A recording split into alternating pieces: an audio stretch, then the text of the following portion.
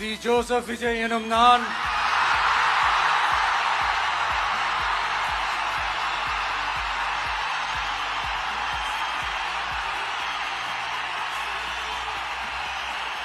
சட்டப்படி அமைக்கப்பெற்ற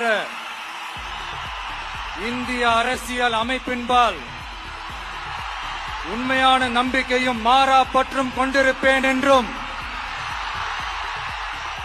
இந்திய நாட்டின் ஒப்பில்லாத முழு முதல் ஆட்சியையும் ஒருமையையும் நிலைநிறுத்துவேன் என்றும்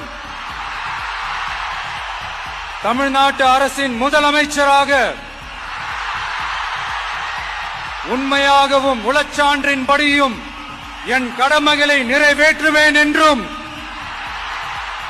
அரசியல் அமைப்பிற்கும் சட்டத்திற்கும் இணங்க அச்சமும் ஒருதலை சார்பும் இன்றி விருப்பு வெறுப்பை விலக்கி பலதரப்பட்ட மக்கள் அனைவருக்கும் நேர்மையானதை செய்வேன் என்றும் ஆண்டவன் மீது ஆணையிட்டு உறுதிமொழிகிறேன்.